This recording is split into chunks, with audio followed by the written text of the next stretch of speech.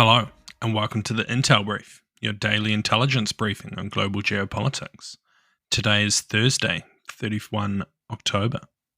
I'm your host Daniel, the founder of HM Intelligence, and every weekday we bring you not just the news, but the so what from the events and decisions that shape our world. So grab a coffee and get ready to be informed. In today's update, we'll be covering a manhunt after explosives were left at a Berlin station. The Lebanese Prime Minister is hopeful for a ceasefire. And North Korea fires a ballistic missile towards the sea. So firstly, Berlin police are actively searching for a man who abandoned a bag containing explosives at a Berlin train station on Wednesday evening, with authorities stating that an attack may have been thwarted. The suspect reportedly fled after police stopped him, leaving behind a bag that was later detonated in a controlled explosion at a nearby car park. While officials have yet to confirm the exact nature of the explosives, German media outlet reported it may have been triacetone triperoxide, or TATP, a volatile substance often used by extremists for terrorist attacks. Police officer remarked that had the device exploded in a crowded area, then it could have caused catastrophic damage and loss of life. Dirk Weiss, a Social Democrat parliamentarian, commended the police for preventing what he described as a probable act of terror, stating that it highlights the heightened threat of such attacks in Germany. His comments aligned with the growing security concerns around the country, emphasizing the importance of vigilance and quick responsiveness in mitigating potential incidents. This incident underscores the present risks posed by extremist elements throughout Europe, as well as the challenges faced by law enforcement in safeguarding public places. The ongoing investigation seeks to identify not only who the suspect is, but determine his motives and any affiliations that could be at play. So what?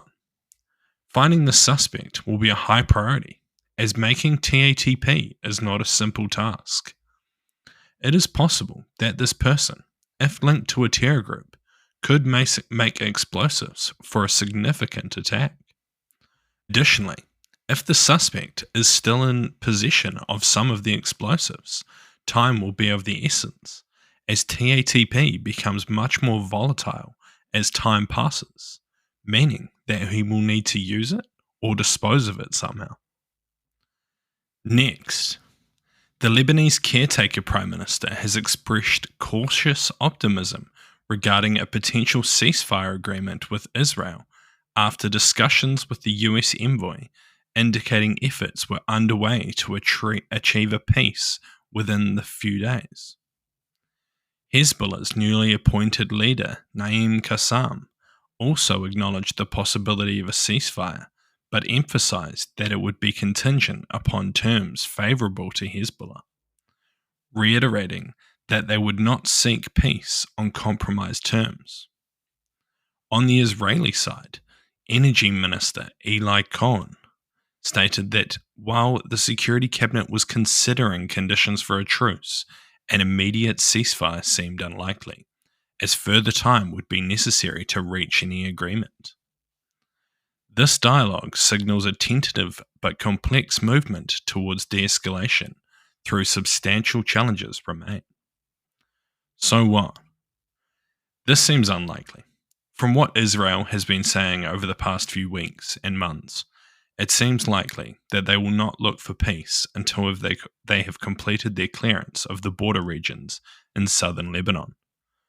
And once this is completed, it is likely they will look to Lebanon and the UN to ensure that they can uphold the 2014 peace agreements that were put in place, without which it seems unlikely the IDF will withdraw from the region. And lastly, North Korea has launched an intercontinental ballistic missile on Thursday under the orders of leader Kim Jong-un, claiming a flight trajectory surpassing previous tests.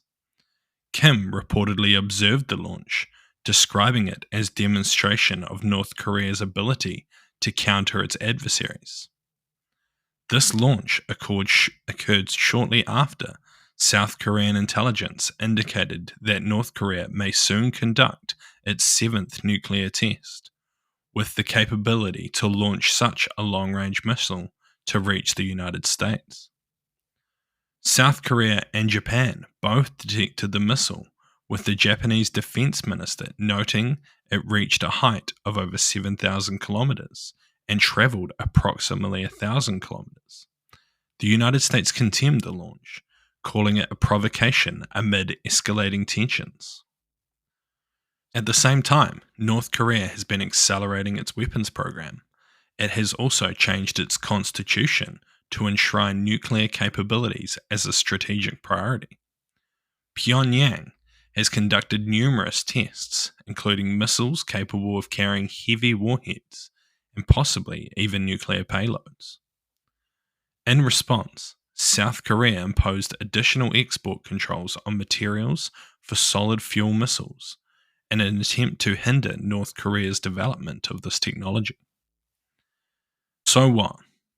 It is likely that this launch is another show of force due to the recent increase in tensions following the reports of North Korean troops in Russia and Ukraine. Additionally, it is also likely that this launch is part of continued testing of its missile systems being developed by North Korea, possibly now being supported by Russia in exchange for the before-mentioned troops. Thank you for listening to the Intel Brief, your daily intelligence briefing on global geopolitics, brought to you by HM Intelligence. If you want to support the podcast, tell your friends to help them stay informed, and leave us a 5-star review. Or if you want to learn more about intelligence, why not take one of our courses? They're all online, self-paced and affordable. Thank you for listening. I've been your host, Daniel, and I'll see you next time.